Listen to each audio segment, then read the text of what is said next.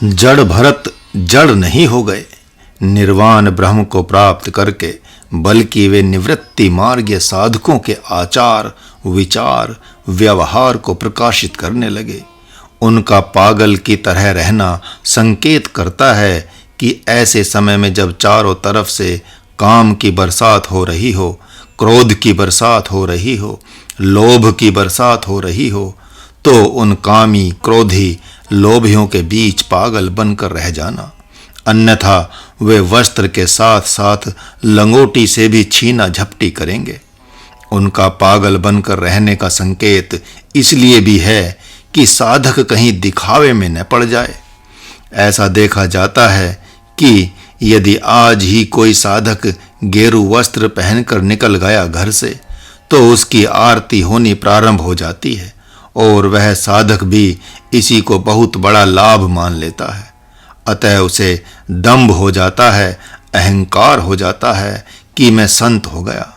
वह जानता कुछ है नहीं, त्यागा कुछ है नहीं, तो भी इस दोष के आने की संभावना तो होती ही है। भगवान दत्तात्रेय 24 अवतारों में से एक हैं। वे आज यहाँ कल वहाँ विचरण करते हैं। ऐसा कोई भी नहीं हुआ कि जो निर्वाण रूप हो गया हो और समाधिस्थ ही रहता हो।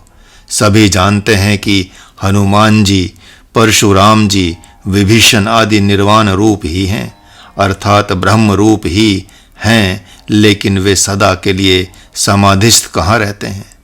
आज भी ब्रह्म जिज्ञासुओं की जिज्ञासा पूरी करते ही हैं। जब जब ब्रह्म उपासक उन्हें याद करता है, तब तब प्रकट हो ही जाते हैं। ठीक इसके विपरीत जो बहुत से साधकों के बीच कौतूहल के विषय बने हुए होते हैं, वे सिद्ध पुरुष होते हैं, न कि ब्रह्म ज्ञानी होते हैं। सतोगुण के प्रकाश से प्रकाशित हुए वे पुरुष सतोगुण की समाधि में आसक्त होकर हजारों साल व्यतीत कर देते हैं। अतः वे सिद्ध की संज्ञा प्राप्त करते हैं, न कि ब्रह्म ज्ञानी की। भगवान दत्तात्रेय, जड़ भरत, महाराज जनक, संत तुकाराम, संत कबीर, भक्त रैदास, गुरु नानक, गोस्वामी तुलसीदास आदि सब निर्वाण ब्रह्म ही हैं, जो संपूर्ण भूतों के हित में ही रहते आए हैं। निर्वाण ब्रह्म को प्राप्त हुई भगवती कौसल्या, सुमित्रा, माँ मदालसा, गार्गी, अनसुईया आदि माताएं भी सदा ही संपूर्ण भूतों के हित में रमन करती थी।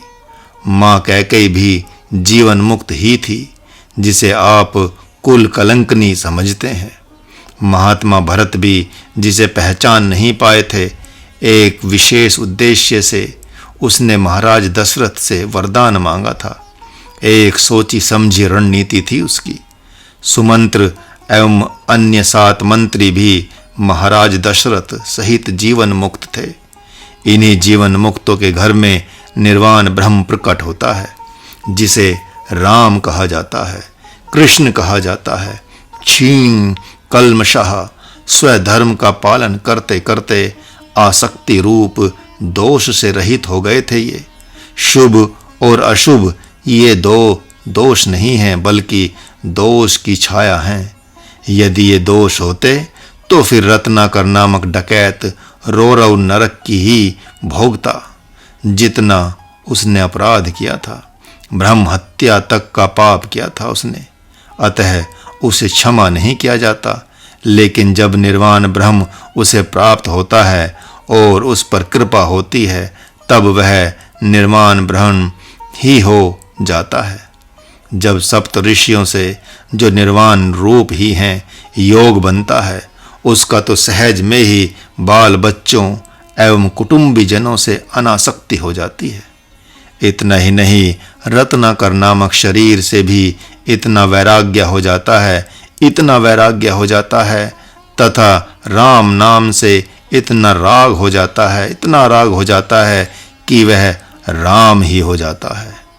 वह ब्रह्म रूप हुआ पुरुष जगत हितार्थ राम कथा लिखता है, जिसके पठन पाठन मनन चिंतन रूप स्वाध्याय से भी निर्वाण ब्रह्म ही प्राप्त होता है तथा जगत में ब्रह्म ऋषि वाल्मीकि नाम से जाना जाता है। जो मोक्ष स्वरूप हो चुका है, आप्त काम हो चुका है, उसे भी निर्वाण ब्रह्म ही कहते हैं। एक तो निर्वाण ब्रह्म उसे कहते हैं जिसने शरीर को छोड़ दिया है, निर्गुण निराकार रूप ही हो गया है, तथा दूसरा निर्वाण ब्रह्म उसे भी कहते हैं जिसने शरीर के रहते ही निर्वाण ब्रह्म प्राप्त कर विदेह अवस्था को प्राप्त कर लिया है। बहुत देर के बाद अब महाराज इस मंत्र के माध्यम से युद्ध के मैदान में चलता है।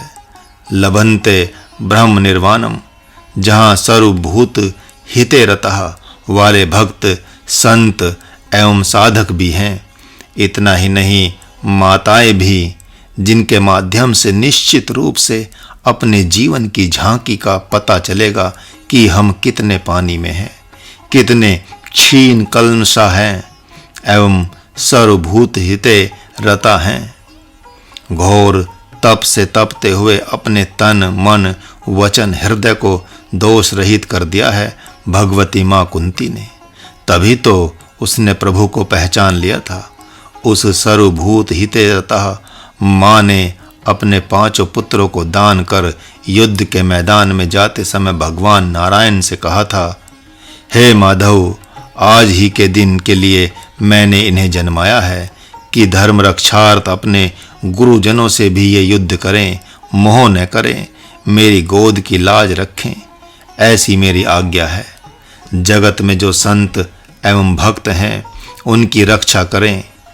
इस समय संत भक्त पीड़ित हो रहे हैं असुरों से, अतः उनकी पीड़ा को दूर करें।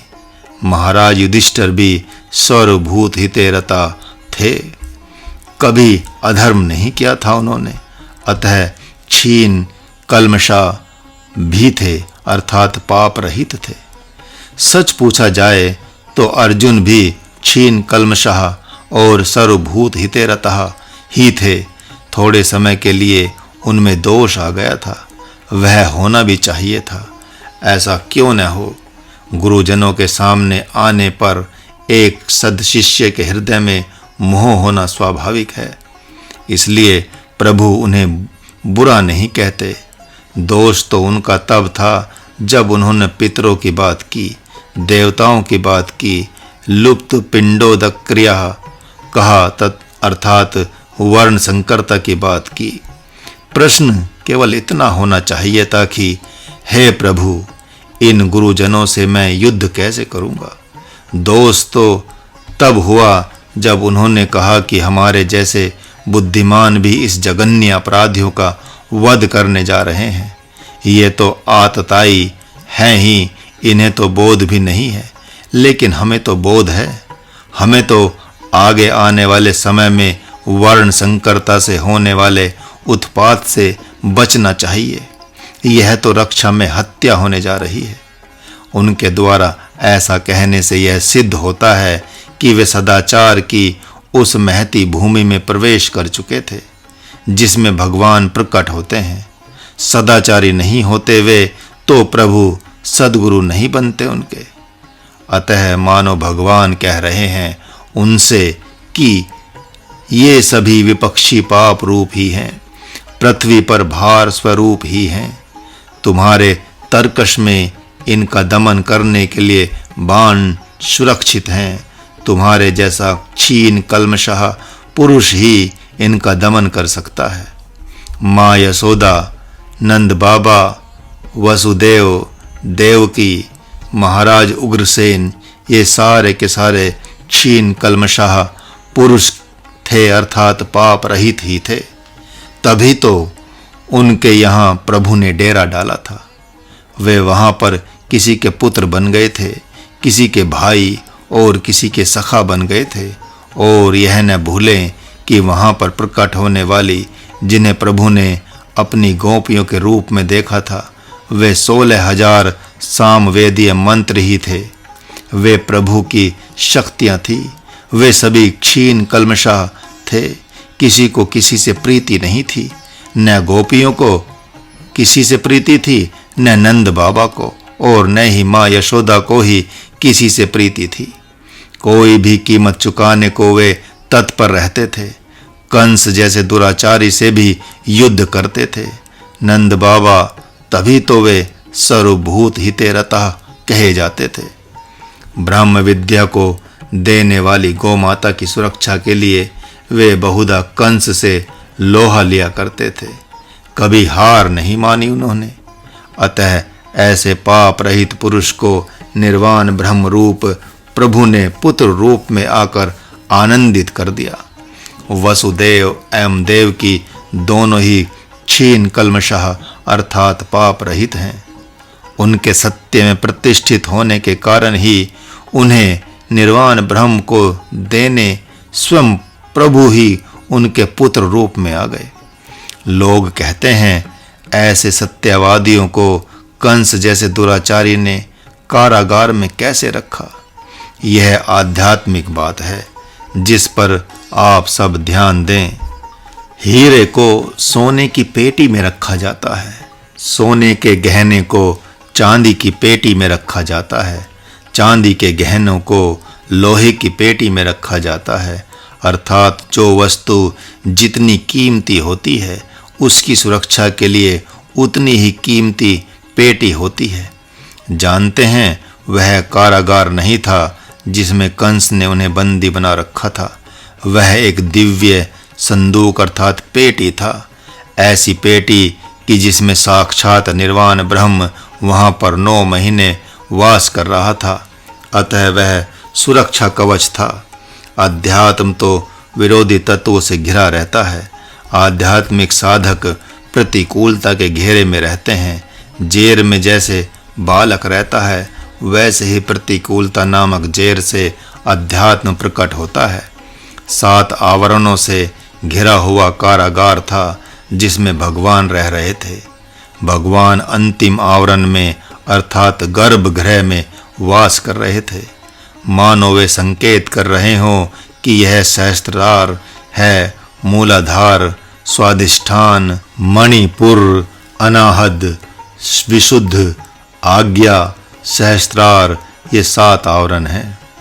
भगवान स्वयं से ही उस गर्भ रूप सहस्त्रार में प्रतिष्ठित थे। वहां पर योजनाबद्ध रूप से कुछ काम कर रहे थे। वे प्रतीक्षा कर रहे थे उसके तप नाश होने की। इसलिए बारी बारी से वे अपनी शक्तियों को कन्या एवं बालकों के रूप में भेजते थे जिनका कंस वध करता था। इस प्रकार उसका घोर तप तपा हुआ नाश को प्राप्त हो गया। उसके तप में भगवान शंकर समाये हुए थे। प्रभु ने सोचा कि भगवान शंकर उसके आगे पीछे दाएं बाएं से हट जाएं, तभी इसका वध करूं। जितना वह दुराचारी होगा उतना ही वे वहां से हटेंगे। सबके जप तप योग का सम्मान करना है प्रभु को। अतः 6 बार उससे ब्रह्म हत्या करवाई गई। उसके पूर्व ब्रह्म हत्या के पाप से पीड़ित तो था ही, क्योंकि पिता को बंदी बना लिया था। लेकिन उसके घोर तप के कारण उसके अनुपात में उससे पाप कराना था। जो जीव है और दुराचारी हो गया है उसके लिए ऐसी योजना बनाई जाती है कि उसमें तप के अनुपात में विशेष दोष हो जाए, तब उसके तप का नाश हो जाएगा। उसके उपरांत उसी के दोष से उसका वध हो जाएगा, अर्थात सर्वनाश हो जाएगा। इस प्रकार प्रतिकूलता में अध्यात्म छिपा रहता है। महाभारत और भागवत पढ़ेंगे तो देवकी और वसुदेव का भी कुछ दोष दिख जाएगा जिसके कारण वे बंदी बनाए गए थे, जबकि वे सदा से ही पाप रहित थे। तो प्रश्न उठता है कि फिर ऐसा क्यों कहा जाता है?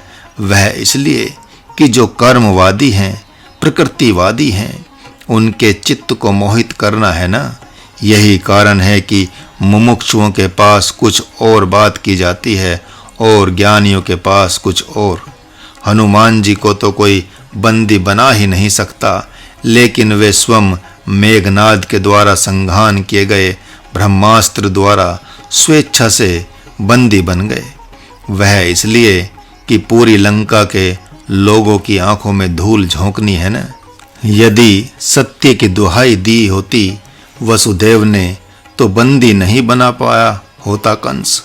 यदि स्वधर्म की दुहाई दी होती उग्रसेन ने भगवान से तो उन्हें भी कंस बंदी नहीं बना पाया होता। यही कारण है कि वसुदेव, देवकी एवं उग्रसेन ने कारागार में जाते समय स्पष्ट कहा था कि भगवान की यही इच्छा है ना। उन्होंने मूर्खों एवं अज्ञानियों जैसे यह नहीं कहा था कि हमारे पाप का फल है जो हमें कारागार में जाना पड़ रहा है।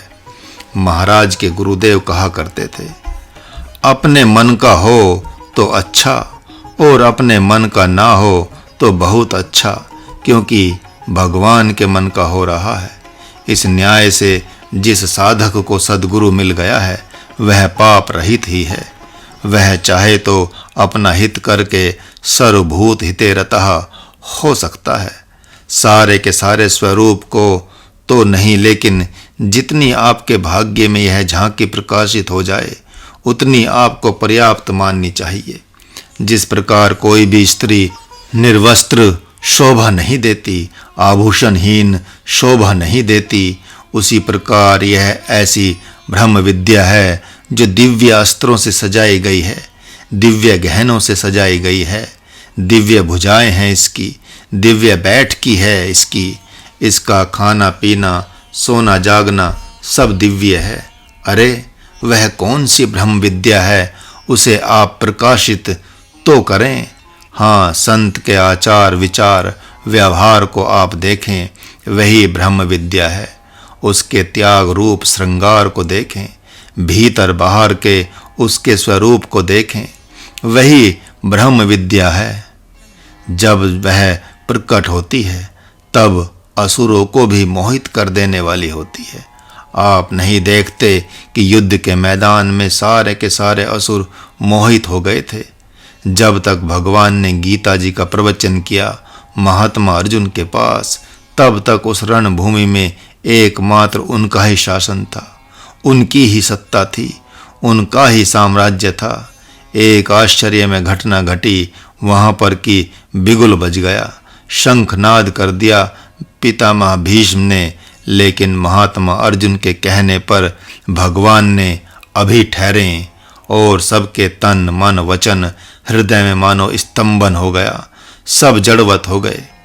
सर्वभूत हिते रतः सद्गुरु के कहने से महाराज के द्वारा किया गया यह भाष्य सबके द्वारा ग्राह्य हो चाहे न हो, लेकिन जो जगत में भगवत भक्त हैं उनके लिए तो यह भाष्य उनकी आत्मा ही होगा।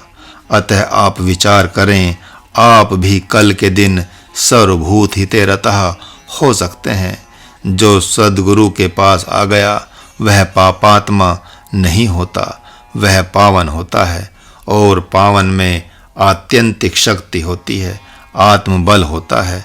जब तक आप घर में रहते हैं तब तक आपके पास जीव बल होता है, और जब सद्गुरु के पास आते हैं तो सद्गुरु का बल होता है। जो आत्मवान है वे सर्वभूत हिते रता होते ही होते हैं।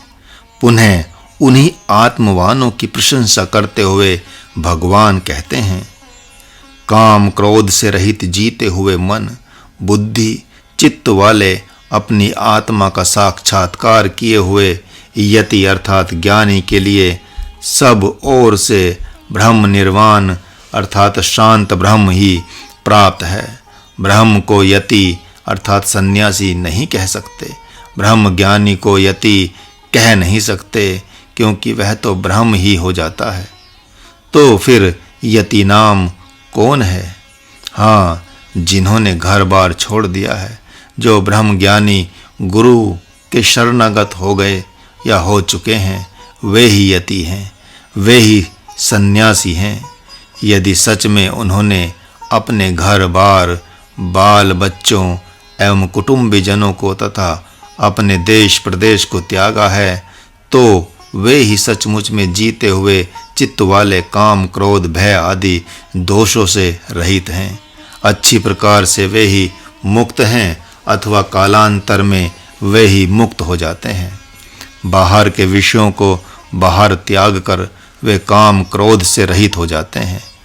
कुछ मंत्रों का अन्वय एक साथ किया जाता है। जब किसी भी छंद के द्वारा एक ही विषय को प्रकाशित किया जा रहा हो तो उसमें यह नहीं देखा जाएगा कि एक ही मंत्र को लेकर चला जाए, बल्कि उसके सहयोगी मंत्रों को भी साथ लेकर चला जाएगा। जैसे पिता पुत्र में, पुत्र पिता में, अर्थात एक दूसरे में गुथे हुए होते हैं। चाहे कितनी भी दूर क्यों न चले जाएं, पर दोनों एक दूसरे के पास ही होते हैं। पुत्र विदेश चला जाता है तो भी पिता के पास ही रहता है मन से। बीच में चाहे कोई भी आ जाए, वैसे ही सारे के सारे मंत्र एक दूसरे के पूरक भी हैं और स्वतंत्र भी हैं। अतः काम क्रोध वियुक्तानाम यतीनाम, वे यति कौन हैं? वे नैष्ठिक ब्रह्मचारी हैं जिनकी निष्ठा ब्रह्म में ही है। वे ही नैष्ठिक ब्रह्मचारी हैं जिनकी निष्ठा माता पिता बाल बच्चों में नहीं है, और वे ही ब्रह्मचारी यति हैं अर्थात सन्यासी हैं। वियुक्ता नाम अच्छी प्रकार से मुक्त भी वे ही हैं। किससे? हाँ, काम क्रोध लोभ आदि शत्रुओं से। अतः उनके लिए सब ओर से अर्थात भीतर बाहर निर्वाण ब्रह्म ही व्याप्त है। इस प्रकार वे अच्छी प्रकार से आत्मा को जानने वाले होते हैं। काम क्रोध वियुक्ता नाम कौन काम? हाँ, माता पिता बाल बच्चे तथा उनसे उत्पन्न होने वाले शब्द स्पर्श रूप रस गंध आदि रूप काम। इनका त्याग कर देने वालों के लिए अभी तो ब्रह्म निर्वाण सब ओर से ब्रह्म ही प्राप्त हो जाता है। इस प्रकार के यति नाम अर्थात यतियों को, ब्रह्मचारियों को काम क्रोध से अच्छी प्रकार से रहित सद्गुरु की अध्यक्षता को प्राप्त करते ही निर्वाण ब्रह्म प्राप्त हो जाता है। सत्य काम आरुणि उद्दालक उपमन्यु वीतव्य आदि सद्गुरु के पास जाते ही निर्वाण ब्रह्म को प्राप्त हो जाते हैं। आप उनके जीवन चरित्र को देखें, पीछे मुड़कर नहीं देखा उन लोगों ने। सद्गुरु को देखते देखते वे स्वयं को ही देखते रह गए।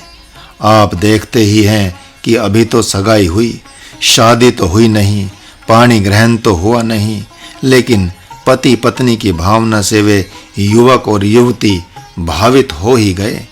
ठीक वैसे ही अभी तो सद्गुरु का दर्शन हुआ, मिलन तो हुआ ही नहीं, लेकिन एकमात्र स्वजनों को त्याग देने से तथा सद्गुरु को ही स्वजन मान लेने से वे ब्रह्मचारी एवं सन्यासी कहे जाते हैं।